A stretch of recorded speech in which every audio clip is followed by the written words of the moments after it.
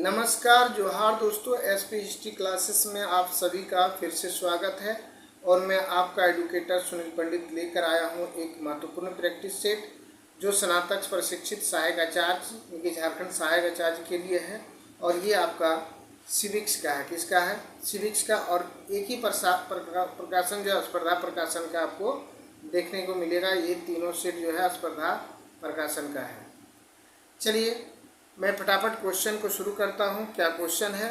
जैसे कि आप देख पा रहे होंगे, ये पे बुक है और इसी से मैं लिया हूँ। इसमें गाइड भी दिया था और गाइड के साथ प्रैक्टिस सेट भी है। क्या है? प्रैक्टिस सेट भी है। तो मैं प्रैक्टिस, और ये पूर्णतः सिलेबस के आधार पर है। चलिए आगे देखते हैं क्वेश्चन को क्या है। तो यहाँ पे आप देख पा रहे होंगे सिविक्स का पहला मॉडल प्रैक्टिस सेट है और इसको हम लोग थोड़ा सा जूम कर लेते हैं और देखते हैं क्या कहता है। कहता है कि किसने संविधान सभा में 13 दिसंबर 1946 को उद्देश्य प्रस्ताव पेश किया था? तो इसका पेश करने वाले कौन थे?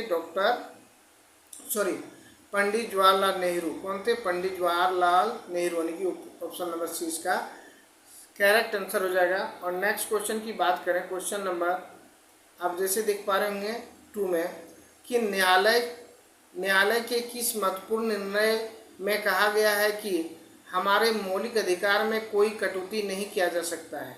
तो यहाँ जो मौलिक अधिकार में कोई कटौती की बात नहीं किया गया है, तो इसमें क्या हो जाएगा? Option number C Keshavananda Bharati case जो है 1973 में, इसी में ही कहा गया कि हमारे जो मूल अधिकार है यानी कि मौलिक अधिकार है उसमें कटौती नहीं किया जा सकता है।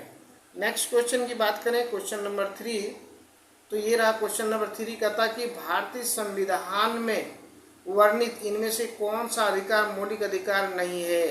तो ये आपका संपत्ति का अधिकार जो है ये मूल अधिकार की श्रेणी में अभी नहीं है। चलिए नेक्स्ट क्वेश्चन की बात करें।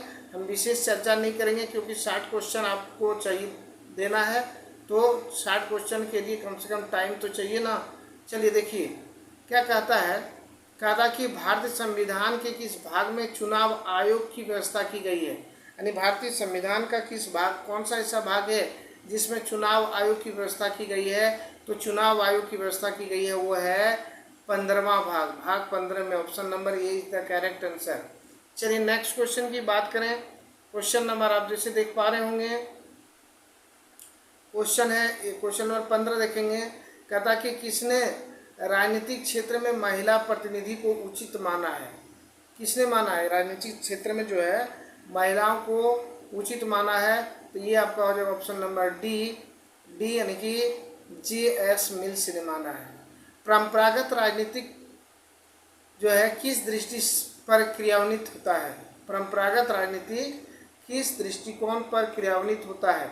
यहाँ परंपरागत राजनीति की बात कर रहा है, तो ये आपका ऑप्शन नंबर बी जो है नैतिक दृष्टिकोण पर क्रियान्वित होता है। नेक्स्ट क्वेश्चन बोले तो क्वेश्चन नंबर 7 आएगा और ये रहा आपका क्वेश्चन नंबर 7। कहता है राज्य और सरकार का मूल आधार स्तंभ क्या है? राज्य और सरकार का जो मूल आधार स्तंभ है वह क्या है? तो यहाँ आप देख पा रहे हैं परंपरागत राजनीतिक दृष्टिकोण जो है यह राज्य एवं सरकार का मूल आधार स्तंभ है। ऑप्शन नंबर ए इसका सही जवाब हो जाएगा। नेक्स्ट क्वेश्चन देखते हैं। क्वेश्चन नंबर 8 में जैसे कि आप देख पा रहे होंगे 8 में क्या है? क्वेश्चन नंबर 8 जो है ये रहा क्वेश्चन नंबर 8। कहता कि राजनीतिक विज्ञान को वास्तविक बनाने के प्रयास के रूप में किसकी व्याख्या की गई है ना? तो ये व्यवहारवाद की व्याख्या की गई है। ऑप्शन नंबर ए इसका भी सही जवाब हो जाएगा। चलिए नेक्स्ट क्वेश्चन की बात करें तो क्वेश्चन यहाँ ले लेते हैं। Question number 9। क्या क्वेश्चन नंबर 9 कि व्यवहारवाद मनुष्य के किन तत्वों का आरंभ करता है? व्यवहार जो है मनुष्य के किन तत्वों का आरंभ करता है? तो यहाँ आप देख पा रहे होंगे यहाँ 4 दिया है। मनोभावनात्मक है, बोधात्मक है, आपका दृष्टिकोणात्मक है, उपरोक्त सभी। तो इसका सही जवाब हो जाएगा ऑप्शन नंबर डी, उपरोक्त सभी। व्यवहारवाद है क्या है? एक मनोदशा है, एक अनुनयन है, या ये भी दोनों है, या इनमें से कोई नहीं है? तो इसका सही जवाब हो जाएगा ऑप्शन नंबर सी, ए और बी दोनों। ऑप्शन नंबर सी इसका सही हो जाएगा। स्वतंत्रता का अर्थ क्या होता है? स्वतंत्रता का अर्थ क्या है?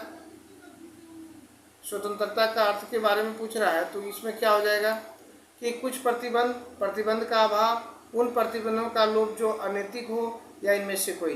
तो देखो, स्वतंत्रता का अर्थ क्या होता है? प्रतिबंधों का अभाव, मतलब ये नहीं कि पूरा प्रतिबंध होना चाहिए, लेकिन प्रतिबंधों का अभाव होना चाहिए, लेकिन एक कानून के तहत में। चलिए नेक्स्ट क्वेश्चन है, सकारात्मक स्वतंत्रता का अर्थ होता है। सकारात्मक स्वतंत्रता का क्या अर्थ है?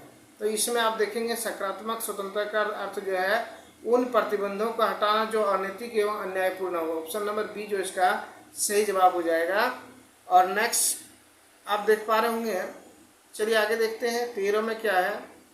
कहता है कि समानता का संकुचित अर्थ है। समानता का क्या संकुचित अर्थ? पूर्ण रूप से बराबरी, व्यक्ति को कोई भी विशेष अधिकार प्राप्त न हो, सबके अधिकार एक समान हो, इनमें से कोई नहीं। तो समानता का अर्थ क्या होता है? पूर्ण रूप से बराबरी का होता है, ये समानता का अर्थ होता है। ऑप्शन नंबर ए जो है इसका सही हो जाएगा। चलिए नेक्स्ट क्वेश्चन की बात करें। क्वेश्चन नंबर 14 में क्या दिया है? कहता कि संविधान में राज्य की नीति निर्देशक तत्वों को शामिल करने के पीछे क्या उद्देश्य है? तो यहाँ क्या देख पा रहे होंगे, आप देख पा रहे होंगे कि संविधान में जो नीति निर्देशक तत्व शामिल किया है उसके पीछे कारण है सामाजिक, आर्थिक, लोकतंत्र की स्थापना, यानी कि ऑप्शन नंबर सी जो है इसका सही जवाब हो जाएगा।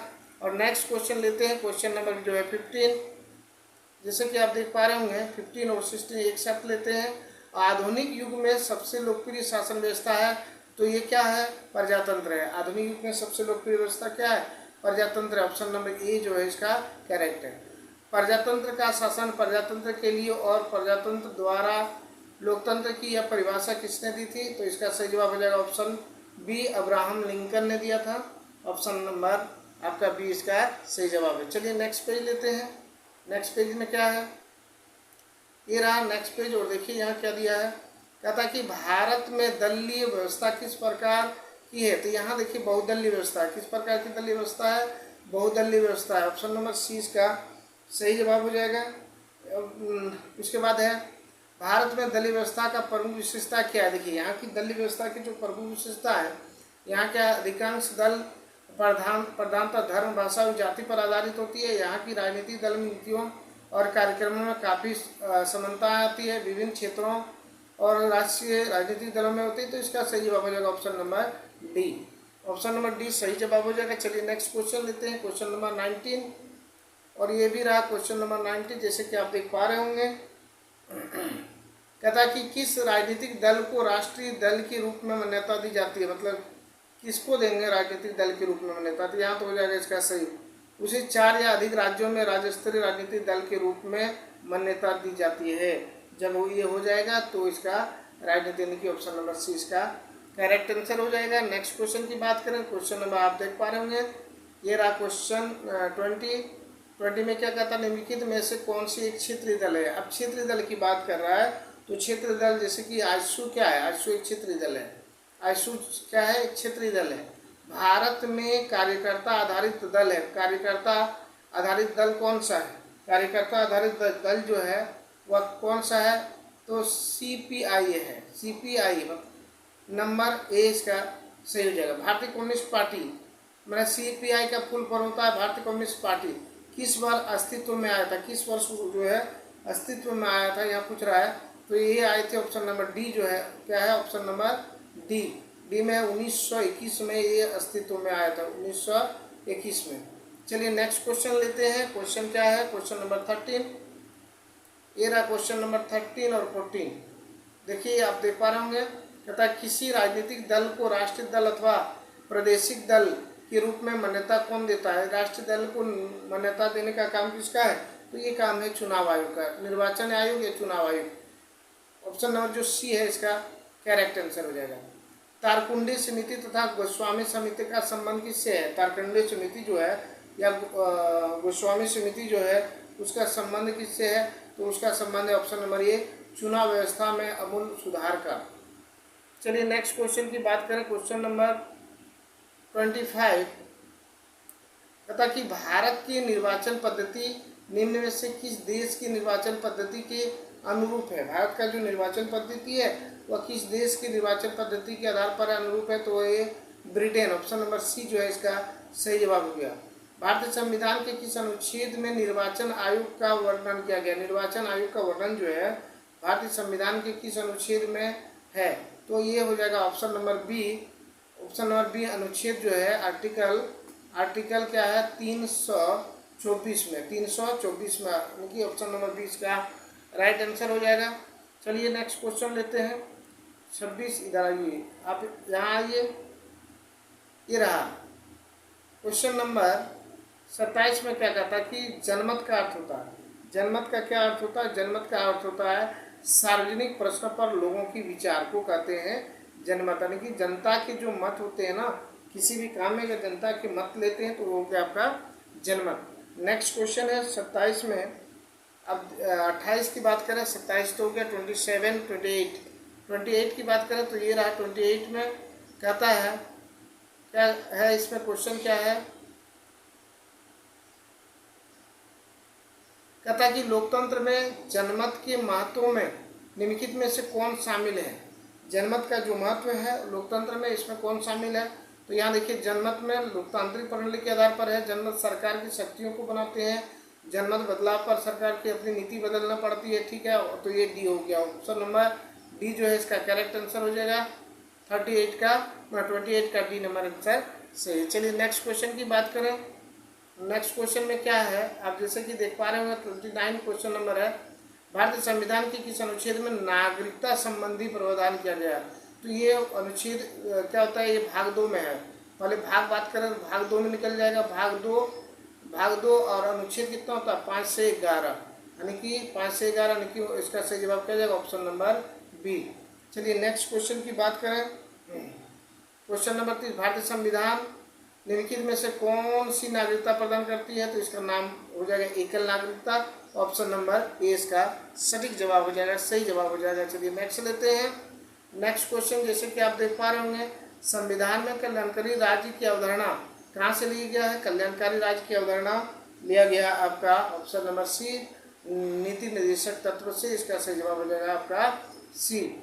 चलिए नेक्स्ट क्वेश्चन की बात करें, क्वेश्चन नंबर 32 में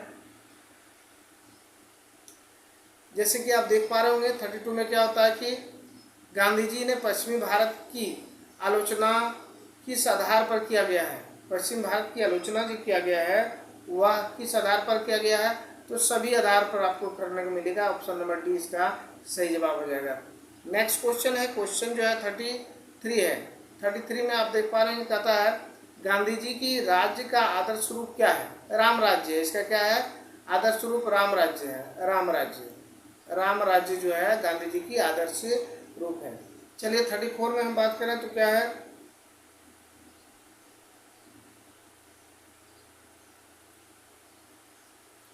इसका क्या हो जाएगा 34 की बात करें, 34 में है राम राज्य की निम्नलिखित विशेषताओं में शामिल है। क्या शामिल है, तो इसका देखिए राम राज्य की विशेषता में शामिल क्या हो जाएगा, ये राम राज्य के हिंसात्मक हो जाएगा, ये राम राज्य बल प्रयोग नहीं करते हैं, तो इसमें सी जो है इसका करेक्ट आंसर हो जाएगा, ऑप्शन नंबर सी हो जाएगा। चलिए नेक्स्ट क्वेश्चन है 35। क्वेश्चन नंबर 35 आप देख पा रहे होंगे, कहता गांधी जी के संघर्ष का अचूक अस्त्र क्या था, तो अहिंसा था। ऑप्शन नंबर बी जो है इसका सही जवाब हो जाएगा, अहिंसा था। क्या था, अहिंसा था। चलिए नेक्स्ट क्वेश्चन की बात करें, क्वेश्चन नंबर 36। तो यहाँ है 36, गांधी जी के अनुसार अच्छा राज्य कौन हो सकता है। अच्छा जो राज्य है तो वह कौन सा राज्य अच्छा राज्य हो सकता है, तो इसका सही जवाब हो जाएगा ऑप्शन नंबर ए, जो सबसे कम शासन करता है वो अच्छा राज्य है। ऑप्शन नंबर ए सही है। नेक्स्ट क्वेश्चन की बात करें, क्वेश्चन नंबर क्या है, सत्याग्रह और शांतिपूर्ण विरोध का प्रयोग किस आंदोलन में किया गया था। देखिए सत्याग्रह भी था और शांतिपूर्ण भी था, तो ये आपका ऑप्शन नंबर जो है बी, सविनय अवज्ञा आंदोलन आपका सही हो जाएगा। ऑप्शन नंबर बी इसका सही जवाब है। चलिए नेक्स्ट क्वेश्चन की बात करें, क्वेश्चन नंबर आपका 38। तो क्या देख रहे हैं कि महात्मा गांधी ने सत्याग्रह क्रांति सबसे पहले कहाँ प्रयुक्त किया था। सबसे पहले देखिए यहाँ थोड़ा सा गलत लिखा हुआ है कि महात्मा गांधी ने क्रांति सबसे पहले प्रयुक्त किया था ये सत्याग्रह का। तो यहाँ भारत में रहता तो चंपारण इसका ऑप्शन सही जवाब हो जाता, ऑप्शन नंबर बी। क्या हो जाएगा इसका सही जवाब। लेकिन यहाँ एक चीज छूटा हुआ, भारत में सबसे पहले। अगर इस तरह का ऑप्शन दे और दक्षिण अफ्रीका रहे तो दक्षिण अफ्रीका अगर रहे तो उसका सही जवाब हो जाएगा दक्षिण अफ्रीका, क्योंकि 1906 में महात्मा गांधी ने सबसे पहले दक्षिण अफ्रीका में सत्याग्रह का प्रयोग किया था। लेकिन यहाँ भारत का बात करना, ऑप्शन में भारत का है, तो इसका सही जवाब हो जाएगा बी, चंपारण ही सही हो जाएगा। चलिए नेक्स्ट क्वेश्चन बात करें। नमक सत्याग्रह किस वर्ष प्रारंभ हुआ था। तो ये नमक सत्याग्रह जो था ये प्रारंभ होने का वर्ष क्या है, ये है आपका ऑप्शन नंबर 1930 में। कब प्रारंभ किया गया था, 1930 में नमक सत्याग्रह प्रारंभ हुआ था। चलिए नेक्स्ट क्वेश्चन की बात करें।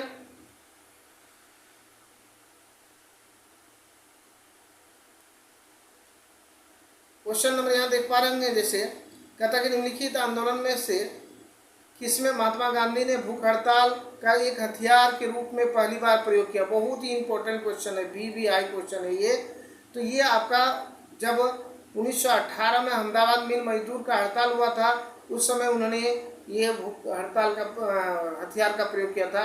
इसका सही जवाब हो जाएगा ऑप्शन नंबर सी। चलिए नेक्स्ट क्वेश्चन की बात करें। क्वेश्चन नंबर 41 क्या कहता है, मार्क्सवादी समाजवाद का जन्म कब हुआ था। तो ये आपका मार्क्सवादी समाजवाद का जो जन्म है ये आपका 19वीं शताब्दी में के मध्य में हुआ था। ऑप्शन नंबर 20 का सही जवाब हो जाता है। और मार्क्सवाद के समर्थक तो कौन थे, ये जो मार्क्सवाद है इनके समर्थक कौन थे। तो यहाँ हीगेल्स, एडम स्मिथ, रिकॉर्ड सभी थे। ऑप्शन नंबर इसका डी जो है सही जवाब हो जाएगा। चलिए नेक्स्ट क्वेश्चन की बात करें। यहाँ रहा कि संविधान निर्माताओं ने किस पर विशेष ध्यान दिया था। मतलब यहाँ तो यहाँ आपका हो जाएगा ऑप्शन नंबर ए जो है प्रस्तावनाओं पर। किस पर, प्रस्तावनाओं पर विशेष ध्यान दिया था। ऑप्शन नंबर ए सही है। भारत में जनप्रिय संप्रभुता है, भारत में जनप्रिय संप्रभुता है क्योंकि भारत के संविधान की प्रस्तावना शुरू होता है, क्या से होता है, हम भारत के लोग से, यानी ऑप्शन नंबर डी इसका सही जवाब हो जाएगा। चलिए नेक्स्ट क्वेश्चन की बात करें। तो नेक्स्ट क्वेश्चन है आपका, भारत है एक धर्मनिरपेक्ष राष्ट्र। क्या है, भारत एक क्या है, धर्मनिरपेक्ष राष्ट्र है। ऑप्शन नंबर ए इसका सही जवाब हो जाएगा। चलिए नेक्स्ट क्वेश्चन की बात करें। तो नेक्स्ट क्वेश्चन कहाँ है, इधर देखिए।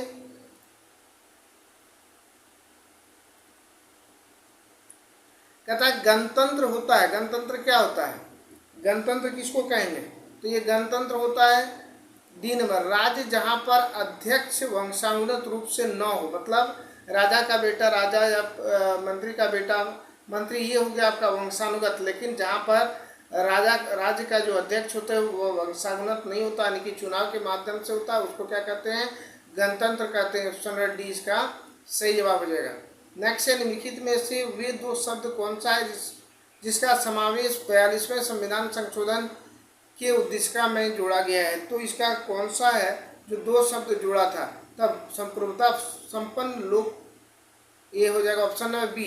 क्या होगा, संप्रभुता संपन्न लोकतांत्रिक गणराज्य, यानी ऑप्शन नंबर इसका बी जो है करेक्ट आंसर है। नेक्स्ट क्वेश्चन देखते हैं क्या है।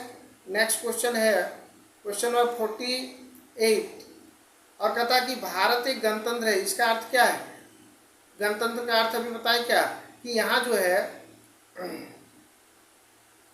भारत में क्या है, वंशानुगत शासन नहीं चलता है, इसलिए इसको एक गणतंत्र बोलते हैं। ऑप्शन नंबर सी इसका सही जवाब। मौलिक अधिकार संविधान के किस भाग में वर्णित है, भाग 3 में है। मूल अधिकार वर्णन किस में है, भाग 3 में है। ऑप्शन नंबर बी जो इसका सही जवाब हो जाएगा, भाग 3 में मूल अधिकार का वर्णन किया गया है।